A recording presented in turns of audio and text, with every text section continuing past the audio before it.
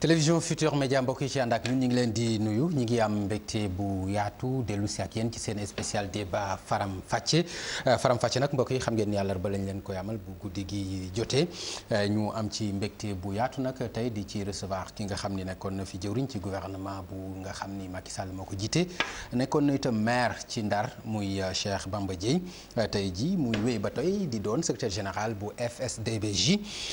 ñu am mbégte bu yaatu ci recevoir ko mbokk yi tey ci seen spécial débat Faram Facce monsieur le ministre ñu ngi lay nuyu. jërëjëf Papa Ngagne maa ngi lay nuyu di la ziyaara di ñaan yàlla ci jotaay bi nga may mu jéggal ñu suñu mboolem bàkkaar ci weeru tedd bi di déwénal di bal wax aussi sénégalais yëpp. di ñaan yàlla aussi weer wi doon weeru barkeel te jur jàmm ju rëy ci Sénégal gi ñu bokk. voilà monsieur le ministre ni nga ko waxee itam warugar la ci ñun ñu wax ko jëmale ko téléspectateurs yi nga xam ni ñooy ànd ak ñun ci télévision Futurs Médias di leen déwénati di leen baal wax ndax kat moom mooy numéro bi njëkk ci koor gi muy Faram Facce ñu am mbégte recevoir la ci kon ñu profité ci rek baal wax ñi nga xam ne ñooy suñu ay téléspectateurs te nga xam ni saa su ne léeg-léeg ci ay rëcc-rëcc du ñàkk ci liggéey bi ñu koy baal du tee ñu baalu leen ci àq ci weer wi nga xam ni weeru njëgal la ci noonu la ñuy daal di sooboo ci li nga xam ni moom mooy waxtaan bi dañ koy tàmbalee rek monsieur le ministre ci fàttaliku sa waajur wa muy Cheikh Abdoulaye Dièye ci Allahu Wahidun wax dëgg yàlla mu nekkoon symbole slogan bu am solo mais dañu nemmeeku ni daal da nga jël parti bi bàyyi symbole boobu parce que kenn déggatu ko ci yow te dafa nekkoon baat bu am solo est-ce que ëpp loon doole ci parti bi Allahu Wahidun. jërëjëf Pape affaire boobu daal kontaan naa lool ci laaj boobu nga ma laaj parce que dafa am solo. xam nga Allahu Wahidun bi ko sëriñ bi dee yëkkati vraiment c'était comme ni nga ko waxee woon lu wéroon la ci moom parce que pour moom il était très œcuménique maanaam diine yëpp daf leen joxoon gëdd jox leen ak xam na ni foo dem ci Sénégal donte ñi jullit lañu ñi catholique lañu ñëpp gëm nañu yàlla te benn yàlla boobu la ñu gëm dafa jàppoon nag bu ñu jëloon yàlla googu jiital ko suñu kanam lépp lu ñuy def dinañ ci seet buuru yàlla boobu nga xam ne moo ñu sàkk donc je pense que dinañ mën a bonifier suñu action politique mais boo ko seetee si jamono yooyu bi mu ko yëkkatee gars yu bare neex a dëkkal yeeg ñeneen ñi yëpp dañ ko commencé taxer intégriste naan daf ñu bëgg a chariatiser et cetera et cetera mu doonoon loo xam ne ni ragal ko yow non ragaluma ko mais dafa demoon constat bi dafa demoon ba dafa mujjoon doon benn malaan boo xamee ni day nëbbu fondamentaux yi fond bi parce que du woon rek loolu c'était un ingénieur c'était un technocrate koo xam ne liggéey na ci état nekk na ci commandement bi mais sikkim bi ak Allahu Wahidun gi dem na ba nga xamee ni nit ñi gisatuñu sax wala boog ñenn ñi bëggul bañ a gis loolu gisatuñ ko alors bi ñu ñëwee comme yonent bi dafa ne nag doxal ànd ak sa jamono ñu ne nag léegi li ñuy def mooy jël Allahu Wahidun ji naan ko mu imbibé suñuy jukko ñu dox comme ni gars yi di doxee wax leen lu ñu mën a dégg. kon jamono daal àndul ak diine. ah déedéet waxuma loolu de dama ni nañu dox ànd ak jamono. li ma bëgg a dutee diine mooy baat boobu nga xam ne. non yàlla kenn la. xam nga nga kennal ko loolu moo àndul ak jamono loolu nga bëgg a wax. baat bi day des ala kulli xaal parce que bëgg ak bañ yàlla rek a fi nekk. nangu ko ak bañ ko xam moom doo nga fi nekk mais li ñuy wax mooy comme ñun jëmm ji ak politique bi. moo di sàkki pexe yu dagan pour réew mi jëm ca kanam fexe ba nga xamee ne ku def coono jëriñu ku def safaan ba tamit yoon wala réew mi jël ay jumtukaay yu mu la sanctionné tout à fait loolu mooy principe de base yi te loolu mooy Allahu Wahidun boo ko seetee ba si biir mooy reddition des comptes mooy rupture mooy sóor nit ñi si li ngay def ñaar moo si nekk sol mbubu mi di ko jël bandeau def ko drapeau wala góor gi defee woon déedéet góor gi dafa jël jukku ji parce que dafa nekk koo xamee ne yàlla daf ko boole depuis tendre enfance am mu jaar fi góor yàlla di jaar tarbiye ko ci yoonu murit jox ko ci lijaasa mu doon si kilifa doon si cheikhul murabbi donc loolu dafa dem moo jiitu ci engagement politique am parce que toujours engagement bi da doon wax ni Sëriñ Tuubaa dafay wax si Masaalikal Jinaan ni boo doxee ba am foo xamee ni yegg nga fa nga xamee ni yàlla jox na la xam-xam jox na la ay makaarimal axlaaq nëbbatu day doon jafe-jafe wala toor la bu rëy booy def nit ñi alors donc xam nga c'est important aussi bu ñu déggee turu parti bi je suis très content ñu koy dégg te FSDBJ saa ñu ko mësaan dégg rek dégg Allahu Wahidun te depuis bi nga xamee ni parti bi mi ngi sa loxo dafa mel ni loolu gisatuñu slogan boobu fallait ñu laaj la ko nga ñu leeral yooyu rek c'est important alors ñu ngi lay remercier ci loolu monsieur le ministre ñu ñëw ci beneen affaire boo xam ni image bi daaka yaakaar naa moom moo ñuy dugal ci waxtaan bi ñu dellu si ci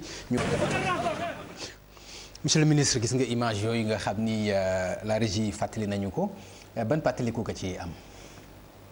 moo di li nga xam ne rek moo ñu war. may sàkki pexe yu dagan ngir jëriñ suñu askan. c'est vrai que jamono jooju jamono ju metti la woon parce que parti bi tollul woon moo xamee ni mën na mobiliser àddina yëpp. ñu am benn jafe-jafe bu wàcc suñu kaw benn loi bu war a ñëw assemblée nationale nekk en procédure d'urgence ci gouvernement bi nekk en procédure d'urgence ci biir assemblée nationale. ñu xool ko xam ne bu jàllee moo di lii ñuy wax ni yëpp muy alternance bi du am. parce que résultat ci gërëm Sidi Lamine parce que def na direct immédiatement bu engendré direct global boo xamee ni nit ñi posé wu nañu ay questions parce que li ma si doon jublu mooy ku nekk laajte lu xew. ku nekk gëstu xam li nekk ci loi bi pour mën a déterminer wu par yow. plutôt que keneen ak ma Samba ak ma Demba di la wax. naan lii la affaire politicien la yàquloo diggante ñaari politicien. ñu fàttali ni démb le 23 juin kon fàttaliku bi itam am na solo. tey ci bis bi nga xam ni ci la ñu nekk. mais monsieur le ministre est-ce que démb bu doon tey di nga defaat. waaw parce que je pense que ni mënuma woon bañ a def loolu. parce que sama rôle en tant que député au-delà bokk bi ma bokk FSD/BJ moo di défendre Sénégal. d'accord ci bu ñu la déggee ci fond bi mën nañu jàpp li nga wax mais bu ñu ñëwee ci forme bi nga ko defee ñu bari ñàkk a rafetlu gor buy takk boppam ñàkk a rafetlu nit boo xam ne day jàpp ay chaîne wala yeneen di misaal loolu ak misaal bi nga xam ni indiwaat nga ko mu nekk loo xam ni ci ay chaîne ci takk sa bopp ndax jàpp nga ni loolu mandarga bu rafet la. xam nga gis nga mandarga bu rafet mi ngi aju rek ci. yéene ji ndax jëf ju nekk ñu ngi koy atte ca intention bakalal xam nga un homme libre ci biir xelam la ci biir conscience am la bu ma doon jël téeméeri junne yi chaîne yeew ko sama bopp te mu am yëg-yëg ni ma je suis un homme libre je resterai toujours un homme libre la ma su jublu woon mooy joxe un symbole maye sama bopp ci symbole boo xamee ni bëggoon naa Sénégalais bu nekk mu interpellé la parce que on est dans un pays boo xam ne réew la boo xam ne ay borom xel rek a fi nekk. ay nit ñoo xam ne dañuy gëstu di xalaat ci lu nekk. xam nga ni moos je sais très bien sociologiquement nit ñi di xalaate yeew sa bopp warul ak gor doomu gor du yeew boppam mais doomu gor la ko njëkk yeew mooy baatam. baat bi mu yor war a dem défendre ay nit dem ba constater ni amatul beneen jumtukaay mu sàkk ay pexe. et c'était normal et c'est très intelligent aussi comme démarche. d'accord yaakaar loolu aussi bi nga koy def ak effigie drapeau Sénégal bi nga ko defee loolu itam yaakaar loolu ni am na loo xotti un peu ci war may suñu parce que loolu yow la concerné li nga doon def honorable monsieur le ministre. certes que boobu député nga. xam nga bi may dem foofu bu doon sama jëmmi bopp rek amul benn intérêt li tax mbir mi am solo environnement bi la li tax mbir mi am solo barab bi la. li tax mbir mi am solo loi la projet de loi bu jógee ci biir gouvernement donc jëmmi Bamba Dièye amatu ci solo dëgg la donc tey jii su may réagiruma en tant que sama jëmmi bopp damay réagir en tant que symbole bi may incarné. muy député waaw muy député et je pense que ni. mais boobu assemblée nationale ñi ngi ci biir ñoom. non man dama lay gis nga mbir mi dama nekk ci suba si. dama ñëw commission. dugg biir commission du matin jusqu'à presque ay midi. jël sama temps de parole déglu nit ñi di suba si ba midi intervenir vers 11h et quelques. wax leen ni leen xawma lu war a tax ci Sénégal saa yu ñu soxloo dara. te loolu méngoowul ak loi bi rek ñu jàpp constitution bi di ko wàññeek di ko yokk. et cetera joxe suma point de vue ni leen de xawma nan la ñuy def waaye lii moom pexe bu ñu yàlla jox dinañ ko ci def pour mu bañ a dem. et bi ñuy génn c'est tout le symbolique bi muy àndal. le drapeau mooy li ñu moom ñun ñëpp. du man su sama alalu bopp parce que dama fa dem ci turu askan wi y a un symbole boo xamee ne au-delà de ma personne moom lay incarner mooy li ñu bokk ñun ñëpp nit ki mën na am xalaat mais ci réew yi ko yàlla jox nit ñi jox ko foo mu boosal ci àq. d'accord jouer que pleinement mais drapeau boobu am na ku keneen ku gisee nii donc parce que dafa am ñoo xam ni dañoo gis ni peut-être comédie nga doon def maanaam da nga doon théâtre seen drapeau national nga di ko fowe. loolu mën naa ko nangu ndax ci démocratie la ñu nekk waaye noonu ñu ko ñàkk rafetlu wulee tamit noonu la ñu war a mën a comprendre que ni réew mi dañ koo bokk ñun ñëpp muy drapeau boobu ni ñu ci amee cër ñoom noonu lañ ci amee cër. ndax assemblée nationale moo ma jox drapeau boobu wutiwuma ko. mais joxu la ko woon pour lii de. dañ ma ko jox pour ma. alors monsieur le ministre nag bu fekkente ni ñëw nañu ci fàttaliku bi duñu mën nañu fàttaliku leneen. muy xeex boo xam ne xeexoon nañu ko itam ci bi nga xamee ni Abdoulaye Wade mi ngi fi ñu gis la ni nga ràññee ko woon ci xeex bi wax dëgg yàlla ay yoon daanaka yanu nañ la ko ñi naan fu ñu ko yóbbu ñi naan fee lañ ko dugal ñi naan ma nga hôpital ñi naan ma nga feneen alors loolu yëpp buñ koy remember di ko fàttaliku mu mel ni acteur nga woon boo amoon solo ci li nga xam ni moo xew tey alors li ci jaaxal nit ñi mooy dafa xew ñu dawal ci daanaka benn at ñaari at ci biir gouvernement bi nga nekk ci nga bàyyi ñii ne dañ ko dàq ñii ne dafa bàyyi d'abord nga leeralal ñu dafa bàyyi wala dañ ko dàq ci lu gàtt s'il vous plaît bala ñu dem ci question li wér ba wóor daal mooy gouvernement ku fay dugg président moo lay indi am nga sañ-sañu ni ka bëgguma boo duggee tamit président mën na toog saa ne la génnal wala yow sa bopp nga jël say responsabilité génn moi j'ai démissionné du gouvernement du Sénégal. d'accord alors li ma bëgg a xam mooy lu la jaraloon lii yëpp ba gouvernement bi taxaw Abdoulaye Wade jóge fi lan moo la war a mën a yeggal ba ngay tekki sa ndombol tànk ci gouvernement boobu. parce que rek condition yi tax ñu àndoon rek xeex boobu doon ko xeex réew mi rek a taxoon réew mi ci ay engagement yu wér ndax amoon na ñetti mbir yoo xamee ni ci xayma mën na ni lii lañ doon reproché ñi fi nekkoon dañoo gisoon réew mu tar jafe loolu metti ci Sénégalais yi.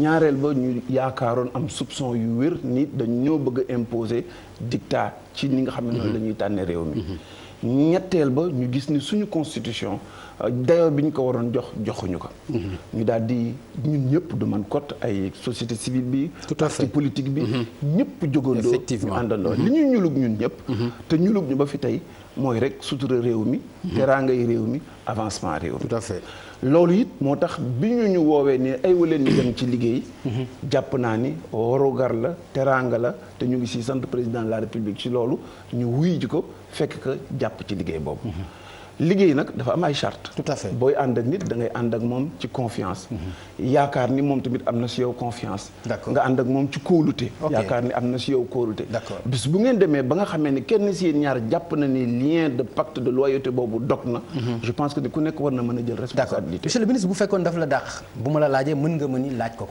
mais comme dàqu la yow yaa bàyyi bëgg naa ci lu leer nga xam lu la génne ci gouvernement bi parce que lii moom da nga ma expliquer rek ay ñàkk déggoo ñàkk nangam mais pour mu leer ci askan wi nga xam ne itam ñoom nga fa nekkaloon li ma génne ci gouvernement bi moom yomb na ndax ànd boo gis képp ku ciy dem ni damay bëgg tout le temps lu ma neex di ci am bu ma ko ci amulee génn kookee doo sax si ànd ba ànd it boo cay dem da nga ci war a mën a fekk lu la naqari nga ànd ak moom parce que mooy charte ànd bi parce que liggéey rek a leen tax a boole bu ñu demee ci biir ànd bi ñu dem a dem ba man ma commencé gis ni la ñu doon woote ci wàllu rupture woote ci sobriété ak vertu woote ko ci reddition des comptes woote ko ci loyauté ci suñu ànd bu ñu demee ba élection dëgmal ku nekk si ñun sañ nga bu ñu jubóowulee si suñu biir coalition ku nekk wut sa yoon waaye li xel mënul te nangu te ànd waru si mooy bu ñu demee ba gis ni ci biir ànd woowu xeebatuñu dara maanaam seexlootuñu dara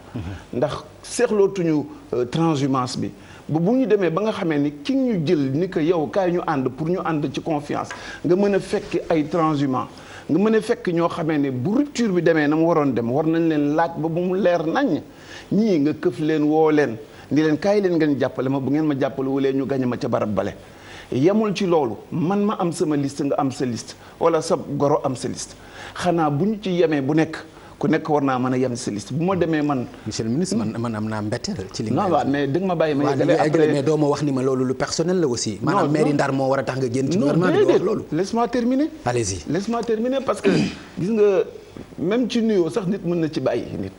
tout dépend rek ci ni muy demee mais li ma mën a wax mooy bu ñu demee ba nga xamee ni ci sama biir liste yow président de la république et je pèse bien mes mots.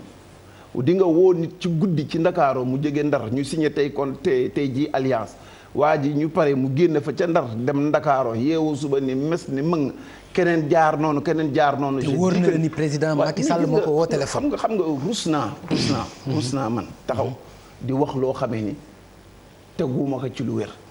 gis nga man ànd jàpp naa ni lépp lu ma war ci loyauté ak ànd bu rafet duma la gasal pax duma la wax ju ñaaw duma la yàqal dara. mais gis nga ni ànd ak man yombe noonee la jafee parce que bis bu ma gisee ci loo xamee ni gor du ko ànd ak nawleem damay bàyyi quelque soit les mais li nga wax conditions. ni bu la ci sommation fekkoon di nga ko mën a prouver. waaw ba sommation fekk ma si. que président de la République ba Macky Sall sommation fekk ma si. parce que li ngay wax ni corruption la. non mais gis nga mani ba ki nga woo guddi moom mu daal di génn ca la mu jàppoon mais loolu am na lu ñu ci mën a déggandeem. muy ger gis nga Pape. waaw xam nga li ñu mën a wax te kon yaa ngi soog a gis pourquoi j'étais très déçu ci li nga xamee ni mooy ànd bi ndax damay gis ni ci ànd bi lu ma ko mën a waxal gis naa ni ku fonk nit la ku respecté moromam la ku joxe cër la bu ma dem ba gis nag loo xamee ni dafay waroo loolu liñ may wan je me pose des questions et je me détermine en fonction. D'accord. Parce que gis nga mbir mi ànd moom neex na loolu waaye bis bu tàqali koo jotee ku nekk war na mën a dem ak boppam moo gën a rafet may ñëw malgré tout continuer di ànd te je veux bu ma nekkee ci mbir yëg sama bopp ni maa ngi ci totalement te bañ ci nekk ni d'accord dafa pour man dafa maanaam dafa yem ci benn wàll su ma la laajee lu tax a génn ci gouvernement bi. benn wàll boobu moom la ñu commencé gum buñ nañ dem ci yeneen. non dama la koy bàyyee nga leeralal ma ko parce que wàll boobu muy wàllu ndar ñu bari moom la ñu njortoon.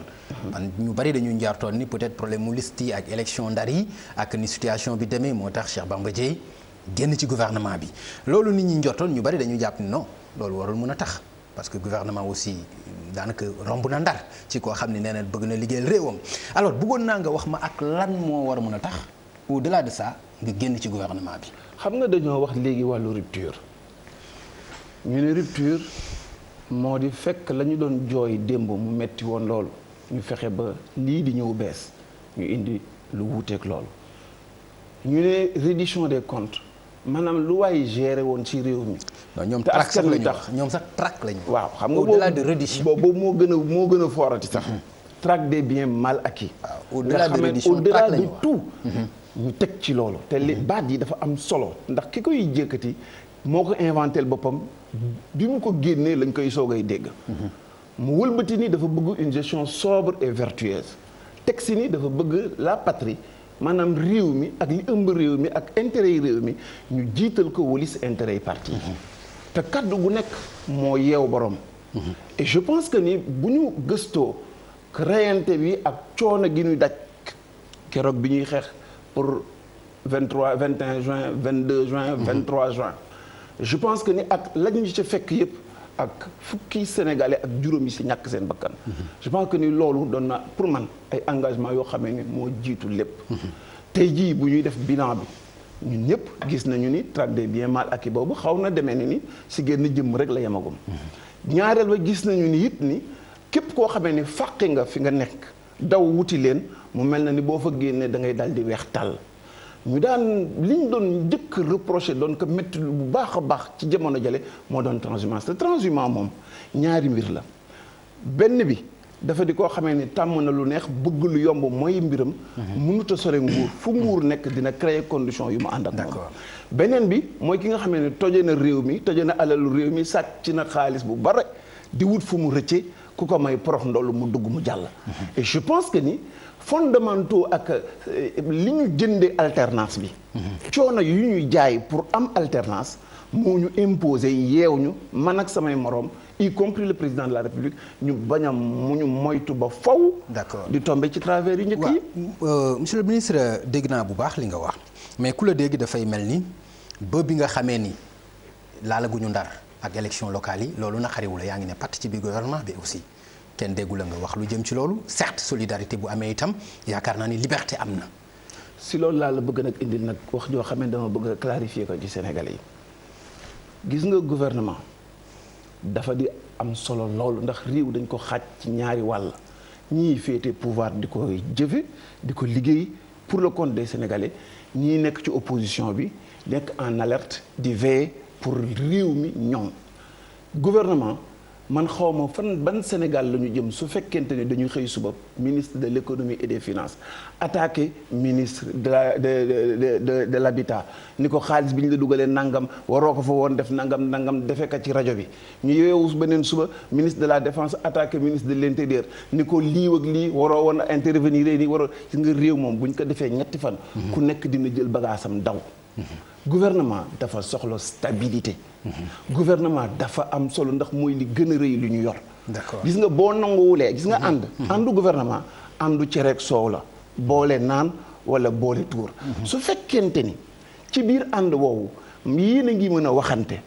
di waxtaan bis boo demee ba nga xamee ne la ngay wax mënatoo ko fa mu war la jaral nga génn ci bedd mi je pense li gën a yomb mooy nga démissionné waaye nekk ci rek soow bu leen neexee soow mi génn ni man soow laa weex tàll saf suukar wala yaa saf cere ni man maa nga fale man dugub laa.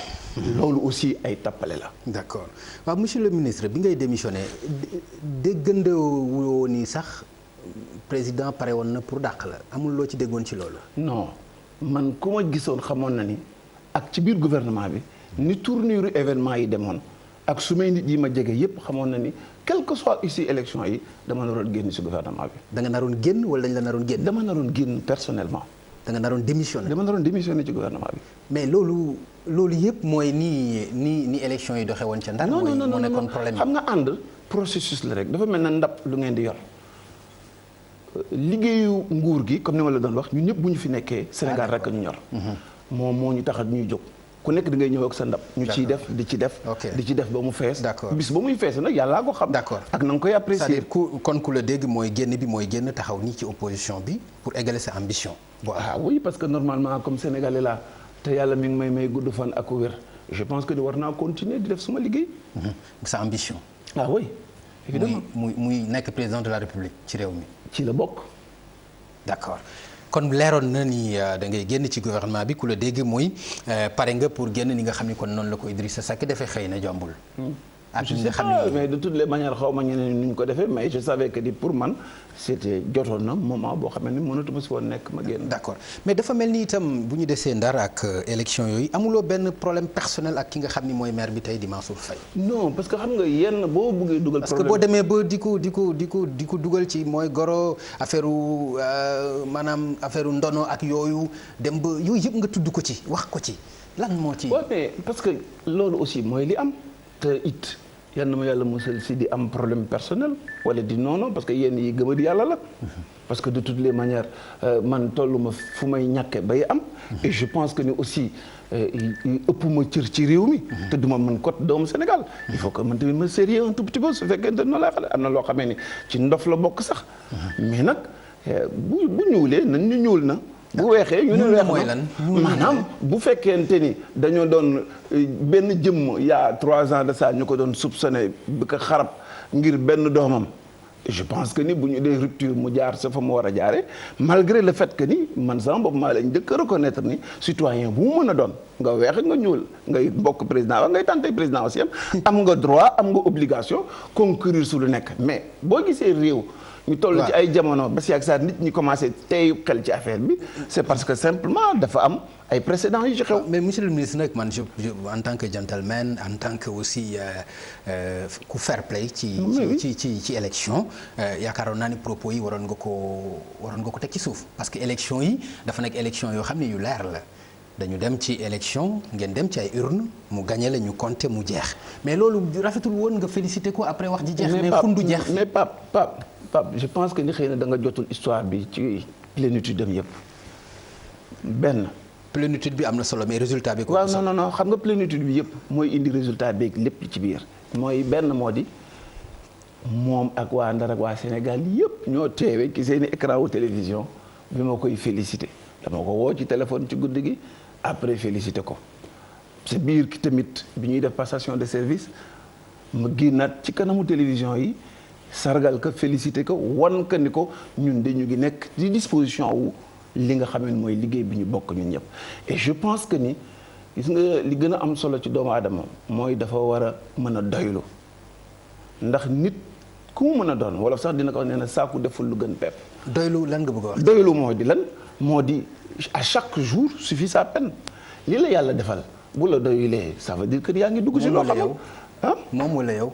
li la yàlla defal man mii laay waxal sama jëmmi bopp ak yow mi nga xamee ni da nga xaw a njort ni am na leneen luy ñuul lu si nekk te yàlla mi ma tim xam na ni loolu lépp dara nekk ko ci. d'accord parce que ci élection yi daf ci am baat bu ma marqué nga jëmale ko mooy moom mënul wax moom Mansour Faye. déedéet waxuma la lool li ma wax man dama ni dama ni te li ma wax mën naa ko assumer parce que wax ji taxul kenn defar dara li ma wax dama ni wax ko waa Ndar dama ni leen bu ñu leen nee dinañ leen defaral seen dëkk dañ leen di nax bu ñu leen nee dinañ leen defaral bël bi sotti nañ leen ñaari buye dañ leen di nax bu ñu leen ne ku ak pour defar réew foog nga ànd ak mbokk foog nga doon mbokk président wala nga doon xaritu président dañ leen di nax parce que moi j'ai passé 3 ans en opposition avec le PDS 2 ans en opposition avec la APR te terewul la ma waroon def sa dëkk ba def naa ko ces éléments là ma teg si ni leen kon xasuloo ko ci làmmiñ bi nu mu taxee wala non pas du tout parce que de toutes les manières loolu amul benn njëriñ li ma wax aussi moo di que ni neewoon naa leen bu leen jaayee ni leen dina leen may juróom benn weer yoo xamee ni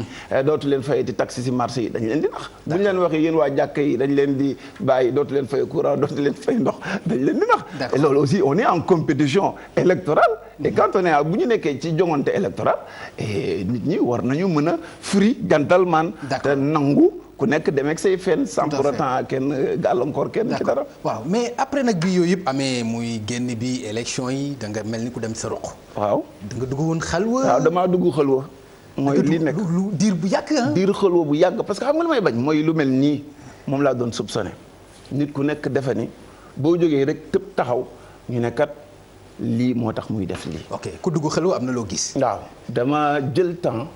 wala daf ni boo nee tekk rek tekk woon la yoon. jël temps pour revoir suma bopp xool suma taxawaay analyser réew mi jàngaat sénégalais yi taxaw lu yàgg pour may nit ñi aussi le temps ñu digérer. aussi mayaale leen ñoom waa mairie Ndar ñu mën a am jotu féex liggéey li ñu war a def ko ci teeyu bakkan. et je pense que ni comme ñu ngi continuer di exister di am liggéey di dox li ñu war a dox bu ñu demee ba nga xamee ni nag la ñu doon analyser mat na fañ ko war a mate jot na. dañu jóg taxaw. d'accord je pense que en ce moment là nit ñi war nañu xam ni position yu dal la position yu ñuy jël temps bu yàgg pour réfléchir. d'accord ku dugg xeloo am na loo gis li nga gis bi ñun ci li ñu ci gis mooy dañu gis ni da nga génn ñu dégg la ci benn coalition bu yaatu. coalition boo xam ni ci ku jëg politique gi yaa ngi ci dégg Abdoulaye Baldé di ci dégg Pape Diop. di ci dégg Idrissa Seck di ci dégg ku mel ni Mamadou Diop Decroix loolu ndax yaakaar nga lu mën a jëm kër la ndaje mu mel noonu. te jombul ni mës naa la fi dégg nga ni ànd ak Idrissa Seck ak ànd ak Macky Sall ñoo yem mi ngi mel ni ànd ak Ablaye Wade. dégg kooku yaa koy wax moom mais li wër ba wër daal mooy. mais monsieur le ministre loolu mënoo ko fi wax. defal ànd ak Macky ànd ak Idi ñoo yem. man li ma wax dama ni. parce que ñoom ñëpp. dama ni daal ci Ablaye Wade lañu soxla. dama ni barki démb barki am na une semaine et quelque laa wax ca Ndar ñi ku mën a ànd ak Macky Sall. war a mën a ànd ak keneen ku mu mën a doon sañ a àndoon ak Ablaye Wade. ok. waaw loolu moom mën maa ko wax. d'accord deuxièmement ma ni si lii ñuy jëmal yaakaar rek lañ ci am. ndax li ñu tax di jóg su fekkente ni wér na moo di liggéeyal Sénégal. li ñu tax di jóg mooy que ni comme ñu ngi nekk ci réew mi te féetoo ci opposition te wax naa ni la réew des koy équilibré ci pouvoir ci exercice am ak ci opposition ci veille ak situation de sentinelle bi muy nekk. ni mu wóoree ni pouvoir bi ñu ngi dox ci seen mouvance présidentielle. si kaw ñu jubóog ñàkk jubóo ñu nga cay góorgóorlu pour équilibrer démocratie ak Sénégal gu gën a wér noonee la waree aussi opposition ñu war a mën a toog war a waxtaan. on a pris tout le temps qu'il faut waxtaan benn ñaar ñeent waxtaan wu yaatu pour mën a aplanir li nga xamee ni moo war a doon ay zone d'ombre wala ay jafe-jafe yoo xamee ni mën na cay nekk. ndax ànd politicien moom xam nga ni ànd bu jafe lay doon. et je pense que ni am naa son benn mag bu ñuy wax Babacar Sakho da daan wax ni. lu tax nga ni ànd bu jafe lay doon. ànd bu jafe lay doon ndax borom mi bëgg yu yam. te ñu war a ànd. dañ dul wóolante. non même bu dul wóolante sax mais dès l'instant que dañuy naxante. non peut-être mën na doon ci biir mais dama bëgg wax sur le principe. maanaam ay nit bu ñuy cëwee ànd mu wóor ni la ku nekk dafa bëgg a nekk président de la République ànd boobu dès le départ ku nekk da nga koy sóoraale.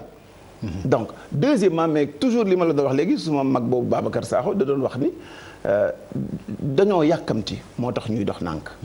pour jël suñu temps parce que am nañu histoire maanaam folli diw ñëpp nekk si ñu rey si suba suñu bopp ngoon ak di folli ko ba pare après nag ni kërtim commencé xeex ak ko xuloo li si gën nag mooy ñu jël suñu temps waaj lu dalal xelu sénégalais yi waaj pour que désordre bi réew mi nekk ñu changé ko teg ordre bu bees boo xamee ni dina mën a yóbbu sénégalais yi ci li nga xamee ne mooy développement ak yemale monsieur le ministre man bëggoon naa nga wax ma désordre bu réew mi nekkee ban désordre la désordre bi kat bare na man dégg naa suma benn mag bu baax bu doon wax sax ni lu gën a rëy désordre neen dañoo nekk en danger mais désordre bi moo di désordre structurel parce que dañoo reyante ensemble nekk un groupe pour ay principe pour ay yéene ak yaakaar ñu dem ba si biir yaakaar yooyu tas ñu dem ba si biir gis ni rupture ba doonu rupture parce que man gisuma vertu ak sobriété suñu demee ba nga xamee ne dañuy xëyee derrière Ndakaaru jaar dem Ranérou wala dem ba fa ñuy dem ca biir Fuuta traverser ay villages yu dul jeex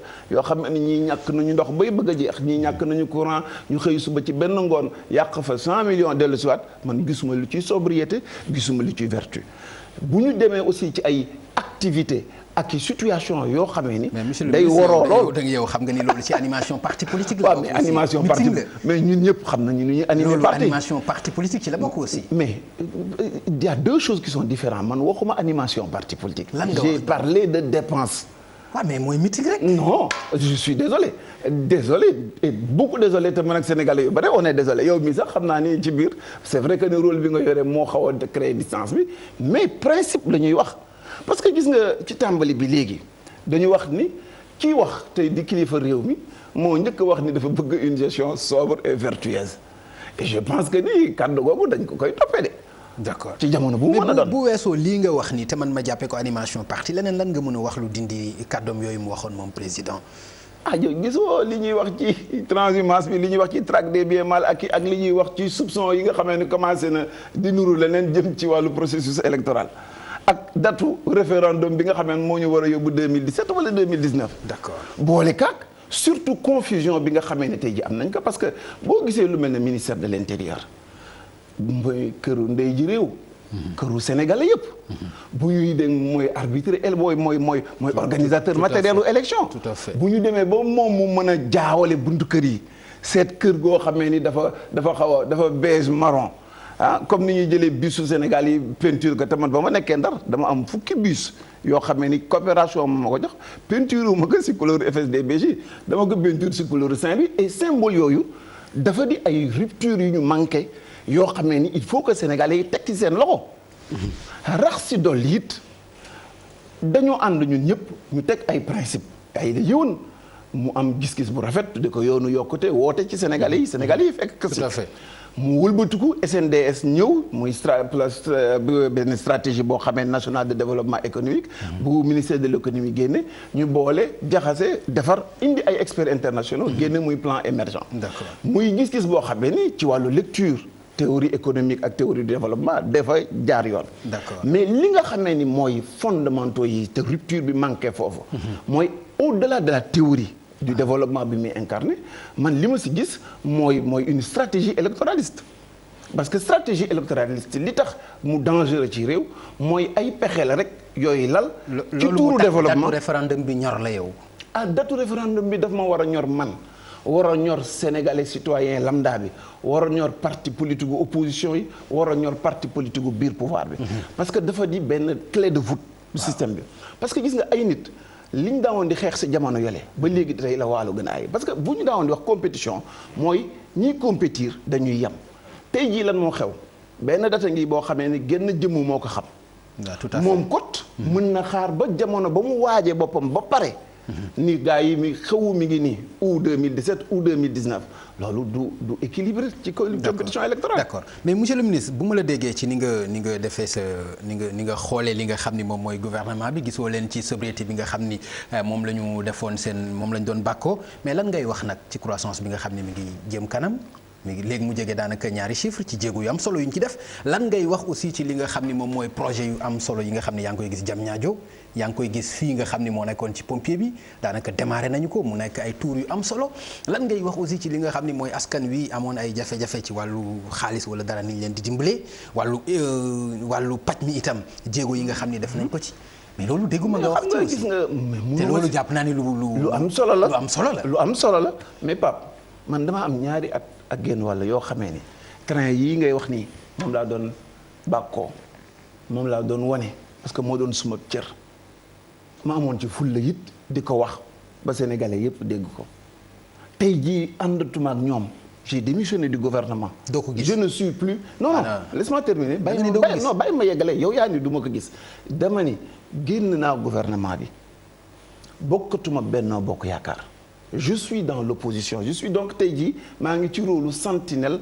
ak veille donc train yi nga xamee ni du mos a génn gaar gi ak train yi nga xamee ni ci tardé la ñu dëkk mooy doon suma priorité parce que il faut que nit ñi tamit ñu conséquent gis nga nee naa la àndu biir gouvernement moom cere ak soow la boole naan wala boole tuur boo xasee ba génn nag je pense que ni da ngay retrouver sa liberté te nag dëgg nag je serais très malvenu ici ma ñëw toog fii di leen bayal waar d'accord moo ne day war na la parce que itam ci ñi ko taxawal ci nga bokk kon bayal leen waar mooy bayal ko sa bopp bu baax a baax moo tax it maa ngi koy def xanaa xamoo ni lii may def nii bayal waar la parce que réew mi dañ koo bokk su ma joué suma rôle sentinelle opposition bi def liggéeyam ñu am un programme alternatif jubale nit ñi wane leen que ni ñun lu bees la ñu bëgg jàng nañu si suñuy insuffisance ak erreur u démb yu ñu def pare nañu tey jii pour fal loo xamee ni mooy yëkkati Sénégal tekk ci yoon je pense que ni ñu ngi contribuer ci lii taalal réew mi parce que buuxulu ak pëccaxoo bi daf ko jarul dafa am ñoo xamee ni ñoo am loxo ci benn mbir te mu war leen doy sëkk barke ñoom ñi ko xam te nekk ci ñu feelal seen mbir man tey jii dama am projet bu bees te xam nga teew ci faram fàcce dafa dul bare ci man bu ma ci wàllee nag da nga may baal man ma jël sama mbir yëpp tekk ci lii nga xamee ni moo nekk ci suma kanam et muy loo xamee ni dafay veiller ci alalu réew mi par exemple souvent maa ngi def benn critique boo xamee ni muy ci opportunité wu investissement yu ñuy def comme centre de conférence bi tey jii boo gisee jël nañu 56 milliards wala 50 milliards dugal ci c'est très bien mais si sama xalaat dafa di loo xamee ni surtout ci zone bi ñu koy defar nga xamee ni ministère yu bare fa la ñu war a demee te ñëpp ñu ngi tàmbali sóob liggéey bi mu wóor ni la fi léegi juróomi at centre boobu du def lu ëpp juróomi conférence ndigam dina ko am kon mu xaw la wane ni bu jaadoo ñu def ko foofu tamit jotagul woon pour ñu def ko et je pense que ni dépense yu mel noonu sagale ko sa bopp ci say gan ci teraanga jaru ko pour yow xam nga kuy woote même bu dul sax conférence yi ngay expliquer parce que aussi loo xam ni bijou bu am solo la ci Afrique bi nga xam ni fi la ñu nekk du conférence Sénégal rek lañ fa mën a def xam nga wolof dafa ne kuy woddu jot la woo doo booti gamba bala ngaa sagal sa bopp bala ngaa laax jaay wala ngay laax di wanewu nga defar li nga xam ne mooy ni këtti joon di faratay sa bopp te bari nañu ay farata courant bi ndox mi bari nañu ay farata yu dul jeex y compris aménagement wu building administratif bi nga xamee ni tey jii nee na ñooy 19 milliards lañ ci def mais loolu farata la ministre ça dépend gis nga ni ñu tasaaroo lu fu nekk pour mais xam nga gis nga boo ko seetee ba si biir moo lay wan aussi bu dee farata it man dama daan di gis toujours day am ay variantes ci système boo mën a jël bu dee comme ñun ay routier lañu mën nañu wax ne bala ñuy defal benn trace buñ la ñuy proposé dañ lay wutal ñetti variante d'accord yoo xam ne benn bu nekk dina la mën a wan bu dul bii di bii après nga tànn ban moo ci gën mais bu ñu nee dañuy defar benn mbir foo xam ne dañ ne 19 milliards la te ñu génne dugal leen fa ñu leen dugal ka koy defar 7 milliards la ko defaree day doon problème. d'accord léegi monsieur le ministre lan ngay wax ki nga xam ne mi ngi lay seetaan ci sa discours démb bi ak bu tay bi. benn rek. moo di que ni Cheikh Bamba Dièye waaw bàyyi ma yeggale. lan nga koy wax ki lay déglu nii. Pape boo noppee rek dinaa ko yeggale de sama discours daal benn la Cheikh Bamba Dièye la taxoon mu doomoon assemblée nationale mooy Sénégal. la taxoon mu dem ci biir gouvernement la mooy Sénégal li tax mu taxawaat fii tamit mooy Sénégal dafa fekk ni nag Sénégal dafa di lu rëy lu yaatu loo xamee ne wàll woo si féete am ci liggéey bu la doy bu bëgg tubéy. d'accord mais xam nga dafa bari ñoo xam ni façon discours bi dafa tax ñu seexlu politique. non parce que dafa tax ñu gisee ko neneen. xam nga ça dépend discours tappalekat day tax nit seexlu politique mais gis nga jëlal Cheikh Bamba Dièye nga jël sànni ci biti nga bañ a xool jëmm ci. parce que malheureusement Sénégal chaque fois boo waxee au lieu ñu déglu li ngay wax jëmm ji la ñuy xool. mais déglu nañ la nag. déglu la moo tax question moo tax leer na ma ni mais mi ngi dal ci bopp yu bari. moo tax moo koy rappelé mais ñaan sénégalais yi comme yow ni nga mënee def séparation entre jëmm ji ak li muy wax ñu xool au-delà de la personne ak position politique bi mu yor. ñu analyser rek froidement li muy wax bu amee lenn loo xamee ne yanuwul maanaa ndax lu jaaduwul ñëppay xam ne jaaduwul et bien ñu rejeté. bu dee yoonu na maanaam ñu retenir marqué. d'accord monsieur le ministre depuis bi nga génnee ci gouvernement bi ba léegi amul benn ndaje rencontre wala wax boo seq ak le président Macky Sall. déedéet. da nga jàpp sa njàmbur mu jàpp njàmburam. mooy li normal ah non loolu mooy li normal. mooy li normal kañ Pape loo bëgg yow. non xëy na yow mën nga génn xanaa loolu dafa mel ni génn ci gouvernement bi moom nga amal problème bi. non pas du tout parce que boo demee ba mënoo sax seq ak moom tabaski jot nga ni ko déwénati. déet korité jot nga ni ko baal ma xel. Pape il faut que xam nga dafa am loo xamante ni président de la république du man du yow. certes dëgg la. yaa ngi dégg. waaw te am na lu ko doy sëkk ak barke jamono yi. mais ba mu des. Cheikh Bamba Dièye sa ancien ministre moo lay déwénati wala moo la bëgg a jot téléphone. non mais attends gis nga nag réew mi nag dañoo gaaw a seexlu lu bare. et c'est pourquoi il faut que ni ñu def beaucoup d'attention xam nga li gën a am solo. ok mooy yéene ji ngay am jëm ci nit ki nee naa la ci tàmbali ba gannaaw différents politiques yi ñu am. d'accord je t'ai dit que humainement c'est quelqu'un de formidable. J'ai absolument rien à lui reprocher et je pense que aussi et j'ai beaucoup d'estime personnellement le concernant. Non et c'est parce que gis nga beaucoup d'estime ci koo xam non mais attends nee naa la lii Ablaye Wade laa jàpp ni mooy keneen ku mu mën a doon ci réew mi parce que gis nga dafa am cër woo xam ne yàlla moo koy jox doomu aadama bu ko xasee ba jox man ak yow ak samay moroom yu bare orma ak teral lañu koy am bu ñu demee ba am position politique di ko défendre dañ koy défendre parce que ci réew mi la ñu bokk. te duñ ci ay gan. d'accord défendre sa position. wax li nga yaakaar ni lii jaaduwul nañ ko defee di nañ ko soppee nii ça n'a strictement rien à voir ak cër ak respectabilité bi ngay jox doomu aadama bi. et je pense que ni tey jii ma ni ko salaamaaleykum wala ma ni ko maaleykum salaam amu ci njëriñ li am njëriñ. mooy que ni xam naa man nan laa ko jàppee moom it war naa xam nan la ma war a jàppee. d'accord jàmm ni ñooy. monsieur le ministre bi ngay amee communication ak wàllu numérique bi daf ci am ay fréquences yoo beraloon sa bopp yow. déedéet. amul benn fréquence boo ci moomal sa bopp fi mu nekk nii. ah déedéet amul benn fréquence bu ma ci moomal may naa ci nag ndar benn fréquence moom. ci mairie Saint-Louis ci turu mairie Saint-Louis nga ko def. waaw ma nga loolu rajo boobu ma nga ak waa Saint-Louis léegi. d'accord loolu c'est important leneen loo xam ne itam bëgg naa ñu dikk ci mooy bi ngay amee wàllu décentralisation yaakaar naa mooy ministère bi nga xam ne njëkk nga ci nekk tey boo gisee réforme bi mu indi ci acte 3 de la décentralisation nga gis itam yëngu yi muy yëngu tey kii ma nga fa suba kii ma nga fa daanaka lu mat ñeenti ministre nekk fa ndax jàpp nga ni loolu ak li mu yanu ci acte 3 dina ko yombal. du ko yombal parce que acte 3 dafa di acte majeur.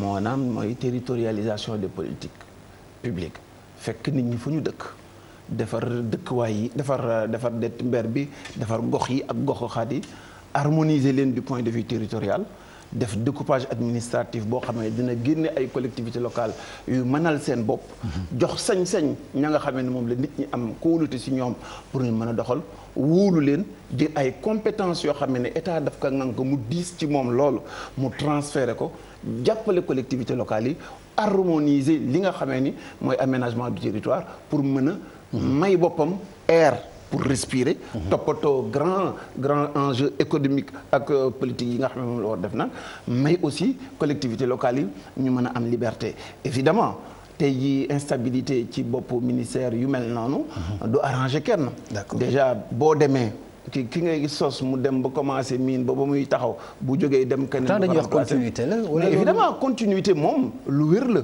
lu war a am la mais continuité bi mi ngi nekk ci administration bi ministre bi aussi il est décisionnaire day jël ay décisions aussi mën na ñëw ak vision. de bu ñëwee mën na ñëw gis ak vision mën na ñëw toog ba si ak saa am idée mën na am leneen te lépp loo gis te réforme yi la plupart du temps ci Sénégal du ñu ko figé nañ ko war a figé parce que ci sama gis-gis je pense que ni dafa mel na on a mis un tout petit peu la charrue avant les bœufs. Parce que boo koy xool ba ci biir. jooy bi njëkk bi collectivité locale yi doon jooy. moo di da ngay gis yenn dëkk yi nga xamee ne xaw nañu mag tuuti.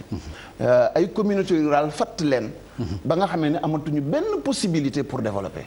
Mexe Thiès Ndar Tambacounda wala dëkk yu bare dañu am problème. kon acte bi boo ko doon noté kon tey du baax. non mais il y a des choses yu ñu war a perfectionner am na lu bare lu des parce que acte bi presque tàmbaleegul parce que boo ko seetee ba si biir en dehors communalisation intégrale bi.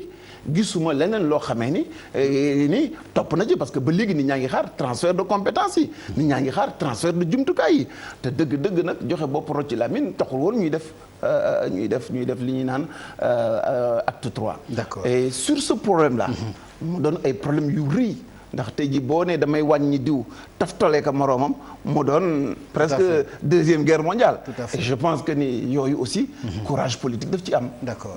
Je pense que ni loolu sinon daal dinañu def réforme pour le plaisir de def réforme mais il faut que le président de la République ak ministres yi fay nekk yëpp jël seen courage à deux mains te xam ni Sénégal du mën a dem. ndare amuñu ay collectivités locales yu homogènes. ñu bàyyi collectivité locale tafal daaj nga xamee ni 75 000 francs de recette mensuelle la ñuy am maire bi bëgg am 400 000 francs de salaire kooku c'est pas viable mënul dem. d'accord kon rax est-ce que tey yaa ngi ci kujje gi ndax mën nga ci gis bëtub xeex ñenn ci wàllu kujje politique lu mel ni ci acte boobu.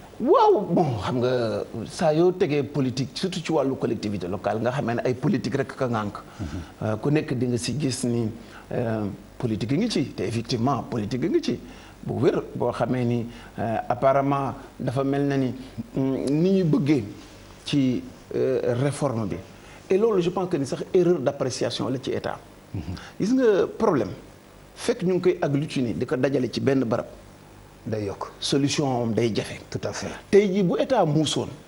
day jël mbalit mi dénk ba mu wér collectivité locale yi. bàyyi si joxe lu moyen raxas si loxoom mu wóor ni la fu population xulootee ci wàllu googu day dem ca maire ba. jël assainissement génne ba mu set. jël jumtukaay yi. non loolu dana jafe. non nga wax mbalit waaye assainissement xam nga. non du caaxaan. Pape assainissement yaakaar nga di collectivité locale yi attan nañu ko. si gis nga man assainissement man sama wàllu bopp. ci sama biir mandat bi may dem bàyyil naa leen 25 milliards yoo xamee ni au moins 5 xaalis bu takku. ci projet ci non yu ñu ficelé ba pare yoo xamee ni neex def naqari def donc te loolu li koy maye c'est-à-dire que ni gis nga man mii nekkoon ci gouvernement. man maa dem nekk sa mairie ba comme da ngay defe ni dama ko contre Mansour Faye mi ngi maire la ministre la. par conséquent il faut que état ak administration décomplexé boppam xam ni ay sénégalais rek a fi nekk. contre ko mais faraloo ko. non mais faraloo ma ko. d'accord kañ leer na nañ c'est bon. donc loolu moom xalaatuma ko sax. ndax nag moom dëgg-dëgg may bay kañ pap may bay kon kay na nga ko contre rek. monsieur le ministre contre beneen affaire la. ah d'accord yàlla musal. d'accord anduma ak moom jàll loolu leer na. ah loolu leer na waaw mais moom laa lay wax ni la. état surtout état africain yi. dañu am complexe bu ñu hérité ci colonisation. ok maanaam colonisation dafay centraliser ba mu ëpp ba nga xamee ni lépp dañ koy dajale ci benn barab ba nga xamee ni day tuffi ba du am visibilité. d'accord et c'est important. et ensuite j'aimerais bien revenir si wàllu transition numérique boobu parce que de toutes les manières. waaw loolu revenir ci allez-y parce que man dama ci déggoon ni rek daf ci bari ay fréquences yoo xam ni da nga ko def ci yaa ma neex. waaw non mais yàlla mosal yàlla dégg naa sax président ni fréquences yi ñu utilisé wul dina ko nangu. parce que loolu maa nga njëkk ko defar. maa ko dajaleel fréquences yi nga xamee ni te dëgg nag avant moom muy ñëw sa ñu jiitu woon sa ñëw ña leen jiitu woon man ak yow ak suñuy morom yu bëri xam nañu am na fréquence yu yaa ma neex yu bëri yu ñu distribué ci réew mi. loolu il fallait que ñu defar ko li si gënoon am solo mooy surtout ci wàllu transition numérique bi. tout à fait c'est très important. dama dégg jamono yi ñu ne Sénégal basculé na. mu xaw ma reetaan lool trop. et je pense que ni quelque part c'est pas très sérieux. c'est pas très sérieux pour des raisons mais nag ñi wax ni basculé wul ñoo ëpp aussi. waaw mais xam nga am na ñu wax ni basculé mais xam nga basculement aussi dafa am noo xam ne lu raté la moom. waay waxtaan wax dëgg sa la. ndax basculement mooy réaménagement fréquence yi. tout à fait mooy allouer ay canal yu bees. moo di créer une structure boo xam ne technique buy gérer le transport la diffusion et le multiplexage. tout à fait te yooyu yëpp dara. ñaareel ba moo di ñu am organisme boo xamee ni mooy gérer pour le compte de l'État li nga xamee mooy transition. et je pense que quelque part il faut que ñu arrêter. di def pënd bu bare. d'accord di constater kon la daal réalité nga gis keroog palais jàpp nga ni jàpp. non loolu pënd la moom ça et ça c'est réel. te yow mi nekk ci numérique bi yaa ma ko gën a xam. alors d'accord te bëgg naa la dégg nag. affaire transition mais monsieur le ministre d'accord y a pas de souci mais leneen loo xam ne bëgg naa ñu ñëw ci muy assemblée nationale. dégg naa ki nga xam ni mooy Thierno Bocoum mu ne dina ci xeex ba lu mu mën lu ko ci fekk ko ci muy projet de loi yi nga xam ni yóbbu nañ ko fa mu jëm ci groupe parlementaire yi dootul nekk léegi 10 membres. daanaka 15 la lu jëm itam ci mandat président ba dinañ ko jëlee ci benn at yóbbu ko ci juróomi at xëy na boobu sax ñu bari mën nañ ko tàccu même bu fekkente ni yéex na jàppoon nañu lu waroon am bu yàgg la mais lu jëm ci lii nga xam ni nag moo aju ci groupe parlementaire yi ndax mën nga ci bokk gis-gis ak ku mel ni Thierno Bocoum ba mu jaral ko ci xeex. waaw xam nga député moom dafa war a def liggéeyam.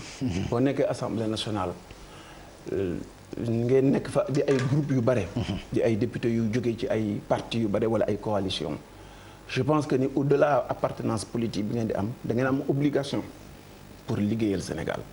da ngeen am obligation pour veiller ci régularité ak légalité acte yu ñuy posé. xam nga boo gisee ñu nekkoon ci 15 députés toog ba Siak Sarr ñu xool xam ni pour diversité assemblée nationale. pour démocratie pour may ñi nga xamee ni ñoom.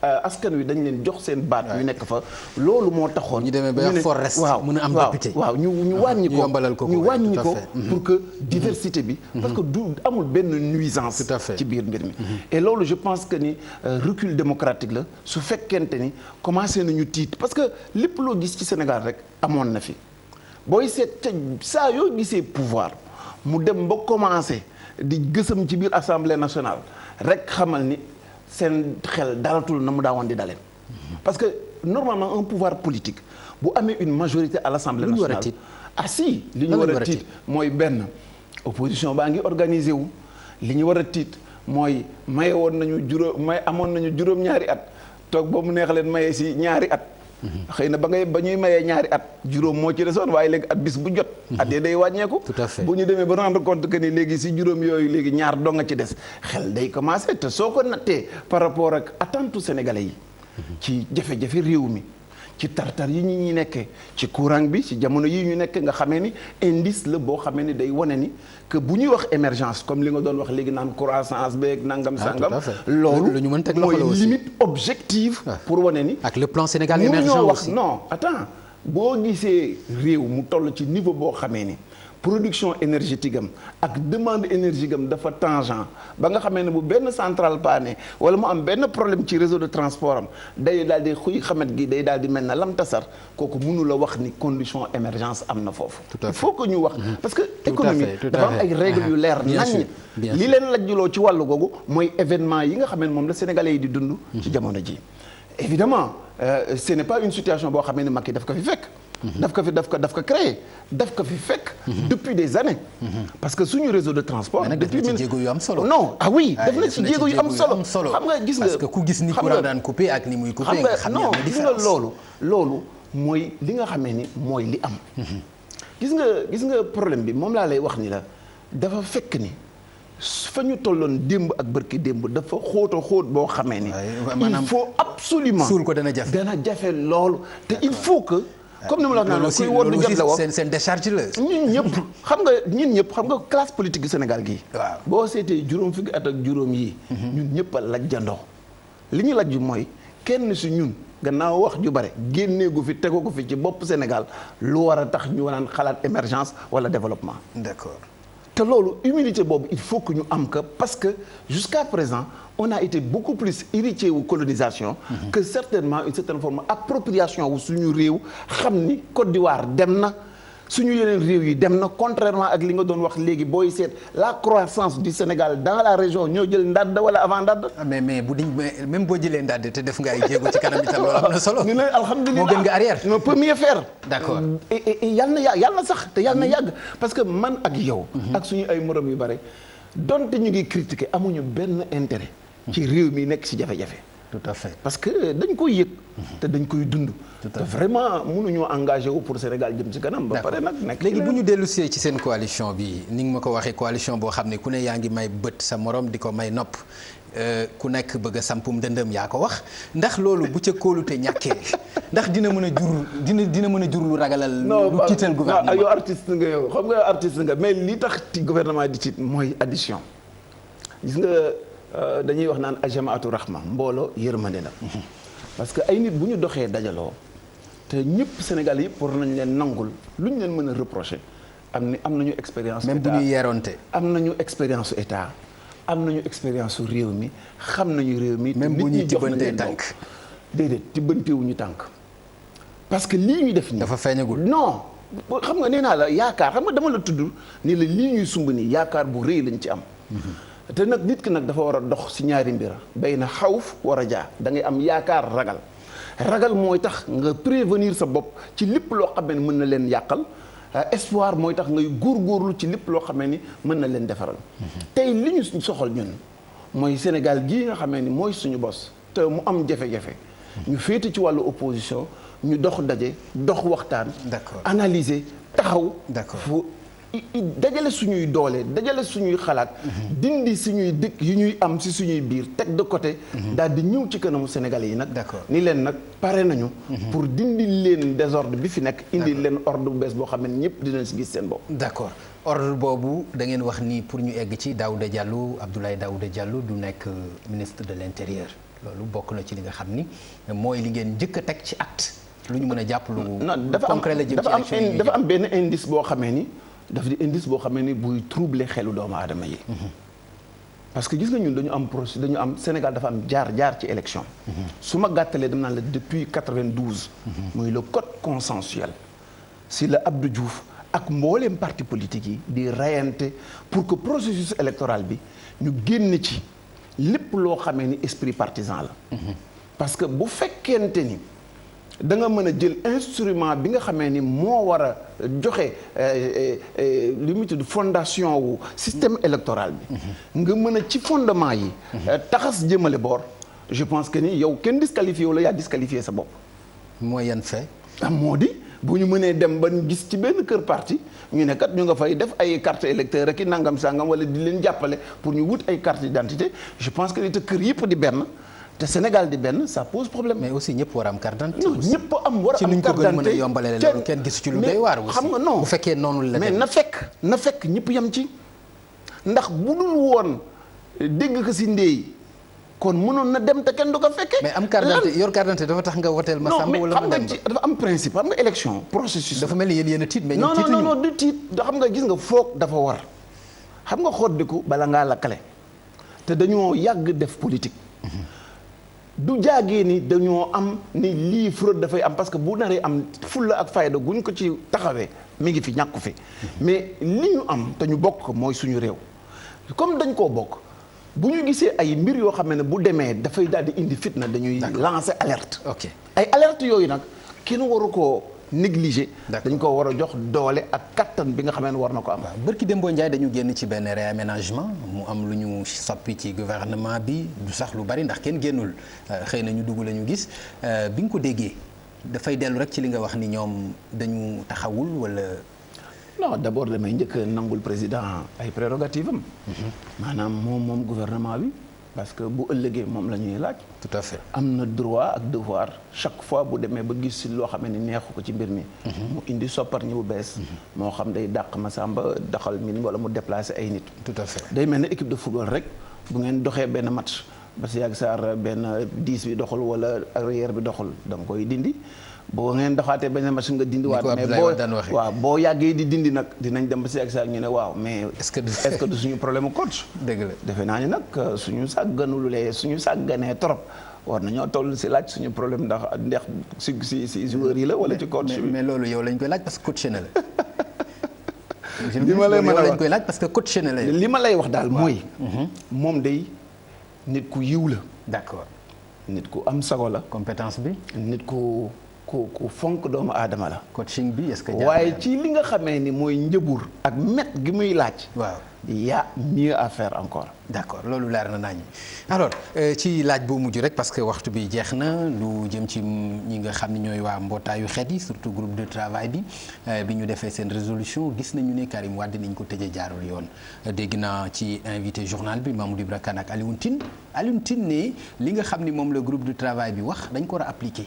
loolu la wax ndax bokk nga ci ak moom gis-gis. non ban daal pour man je pense que ñun on est une démocratie majeure ñun Sénégal la ñu nekk am nañu suñu ay institutions jag naag jagul suñuy institution la. tout à fait. il faudrait aussi que ñu jox cër suñu bopp balaa ñuy gaaw a ibbi suñuy bët yëpp tekk ci bitim réew. je pense que ne ñun li ñuy wax mooy na procédure yi régulière et on n'a surtout pas besoin. que mbedd mi siffler. pour ñuy rendre compte réalité bi ñu dund mu doon. je pense que ni loolu sénégalais yi surtout ñi nga xam ne ay responsable la war nañu am réflexe boobu. léegi bu ñu rombee loolu. ñaareel ba aussi je pense que ni ci li nga xamee ni mooy procédure yi ni mu jaare ak te mu yomb débat bu rëy indi na ko ci réew mi. man li ma am di wax daal ci sama wàllu bopp du ma juge xaw ma na tribunal di tëddee mais li ma mën a wax mooy jàpp naa ni daal bu ñuy def reddition des comptes dafa war a yaatu.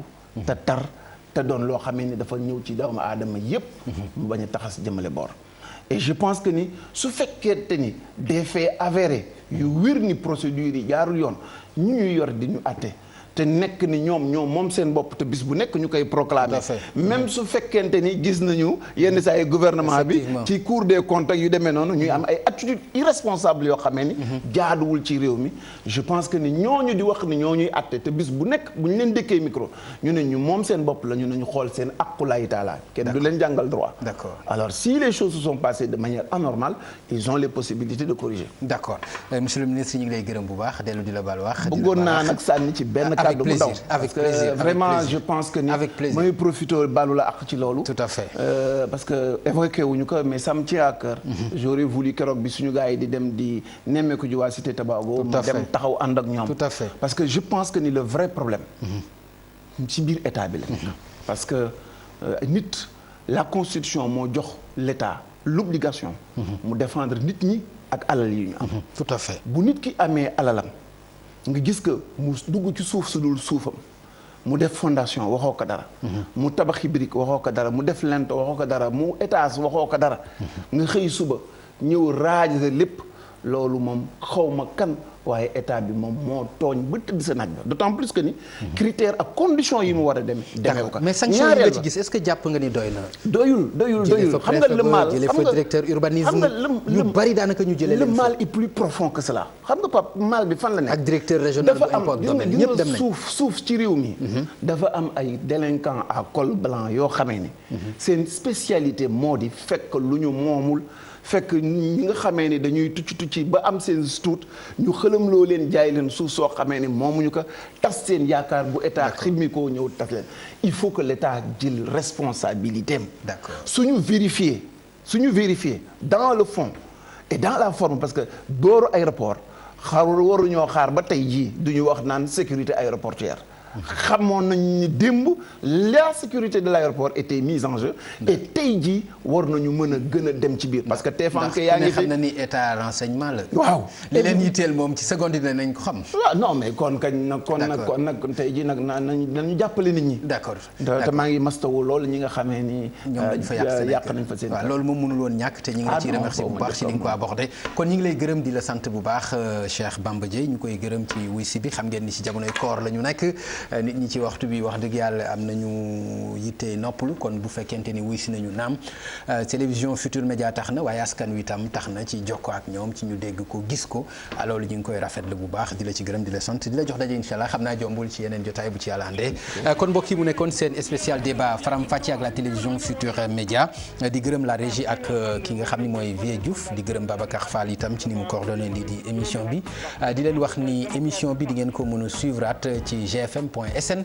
ci intégralité am waaye itam di ngeen ko mën a suivre ci Facebook Faram Facce l'officiel ñu leen di jaajëfal bu baax jërë ngeen jëf. audit yi d'accord nañ bu ñu si jógee du auditer samay doom ñaari doom yi nga xam ne liggéeyal nañu gouvernement bi. procédure la respecté dañ ma song ma dóor ay coup de sommation. mooy ki la bëgg a rey yow yaa ko ëpp droit kon mën nga ko